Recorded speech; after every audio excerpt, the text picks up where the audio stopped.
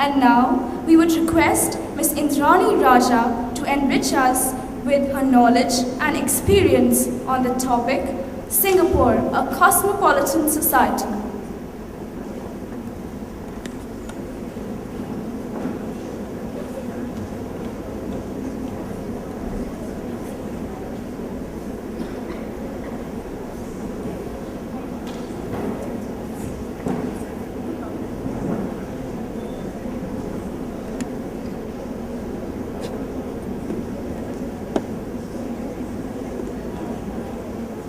Hello everyone, ladies and gentlemen, students.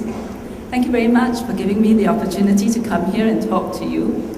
I wondered what I should talk about today because, there's a whole range of you, and I thought about what could I say that would be interesting to people who have come here to live in Singapore and to make this place your home at least for a little while, hopefully for longer.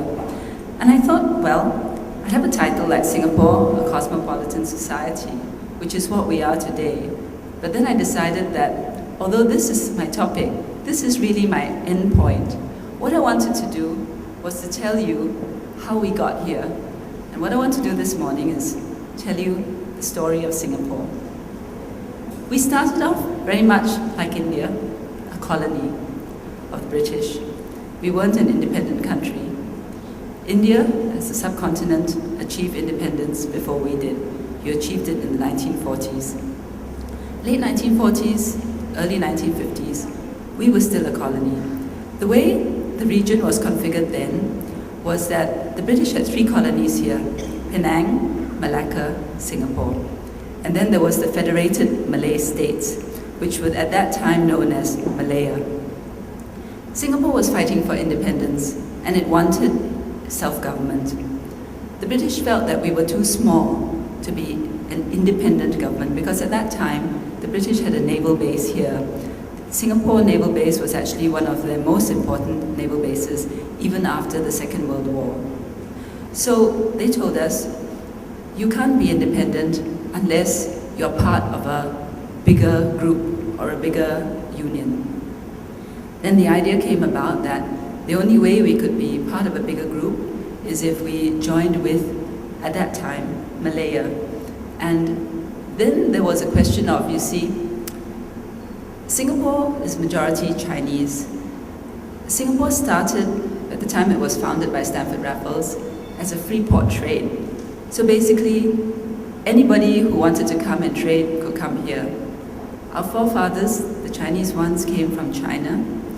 Many of them came as workers, traders, and towards the end of 1911, the Boxer Rebellion, many of them came as refugees.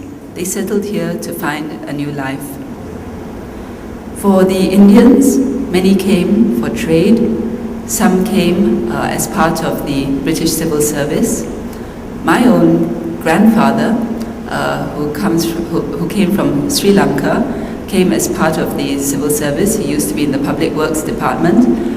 He was born in Sri Lanka but worked in Penang. My father was born in Penang and then eventually came down to Singapore. So you had Indians in Singapore, and then of course you had the Malays who were already living here.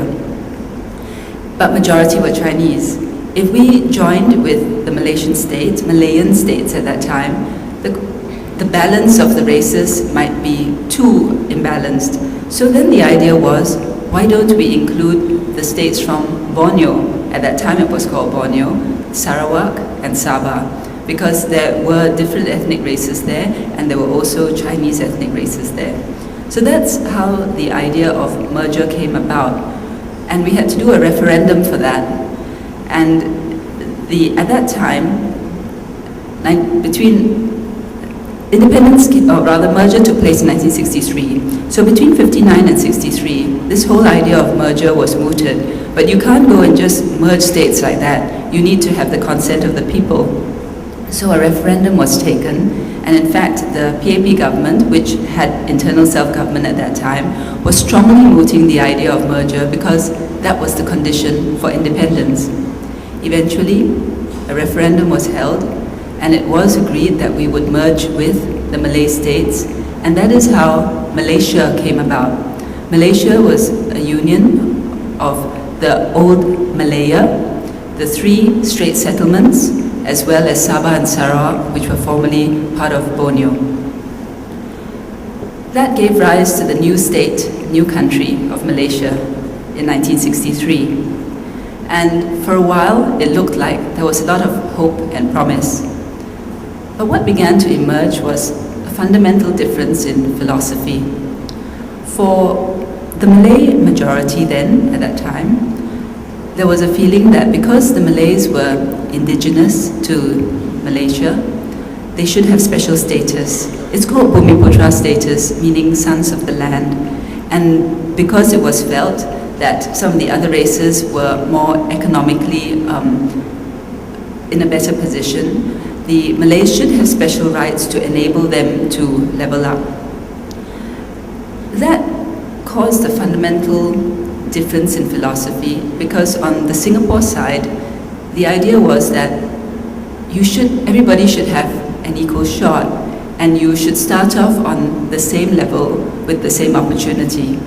I'm not saying that the approach that the Malays had in Malaysia was wrong. I'm just saying that it's a different way of looking at things. And for the Singapore state government at that time, because we weren't a full country, for us it really was about meritocracy, and how irrespective of whatever your background or race happened to be, you should have equal opportunity. You shouldn't start off on an unequal plane. And as with many things, as you know, if you don't have a common platform of ideas, after a while there will be tensions and there will be strains. And that is exactly what happened. And after a while, the tension got so bad that it was decided that Singapore shouldn't stay part of Malaysia. And essentially, we were asked to leave. That happened on the 9th of August, 1965. That is the day that today we call our National Day, because that was the day Singapore became an independent country. Now you must consider how Singapore felt at that time. Because we're a tiny little country, at that time we were about 2 million people, majority about 75% Chinese. We had the Malays, who obviously felt worried because we had now separated from the mainland Malaysia, where the majority of Malays were, and they were concerned that they may not be treated well because now they would be in a minority. The Indians too were concerned because they didn't know whether they would have a future in this little country, because they were an even smaller minority than the Chinese. But one thing that we learned from our time of merger was that when we were a minority, we had wanted to be treated equally. So we resolved that when Singapore became an independent